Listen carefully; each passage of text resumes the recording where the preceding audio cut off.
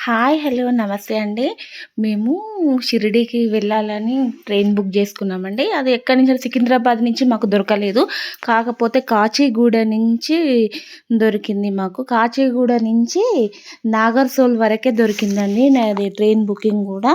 అక్కడి నుంచి నాగర్సోల్ నుంచి వెహికల్స్ ఉంటాయి. అక్కడి నుంచి వెళ్ళొచ్చు. తర్వాత కానీ పర్సన్‌కు అక్కడ నాగర్సోల్‌లో దిగినాక పర్సన్‌కు 200 అన్నారండి. కాపోతే బయటకు పోతే ఇంకా తక్కువున్నాయట. తర్వాత తెలిసింది మాకు. తర్వాత అక్కడి నుంచి ఏమో ఎట్లయితేంది మరి ఫర్ 200 అంటే మేము 4 మెంబర్స్, అమ్మ, నాన్న ఇద్దరొచ్చారు. వెళ్ళాము. అక్కడికి వెళ్ళిన తర్వాత మా ఆర్యవేశ సత్రం ఉంది షిరిడీది. అక్కడికి వెళ్ళాము. వెళ్ళిన తర్వాత ఫస్ట్ మనకు వెళ్తంగానే first night journey morning fresh up అయినాం.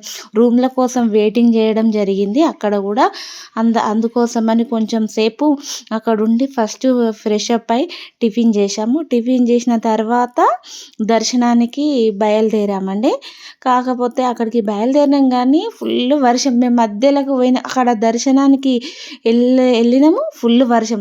అక్కడ ఫోన్లు గూడా తీసుకోనివ్వలేదు అక్కడ. అందుకోసమని ఏది వీడియో తీయలేదు. ఫుల్లు వర్షం. తర్వాత అక్కడికి వచ్చినాం. వచ్చిన తర్వాత మనకి ఇగ కాళ్ళు, చేతులు అమ్మ జర కాళ్ళ నొప్పులతో జర నడుచుడయింది టెంపుల్‌లో. చాలా పెయిన్స్ ఉన్నాయి బిడ్డ అని అన్నది. సరే మమ్మీ మళ్ళీ ఈడ మేము వైశ్య సత్రంలోకి వచ్చేసరికి అది అక్కడ కూర్చుండే మనకు చూసారా మా అమ్మ కూర్చుంది. అది దాంతోటి జర నొప్పులు గిట్ట తగ్గుతాయి గదా అని చేపిచ్చామది.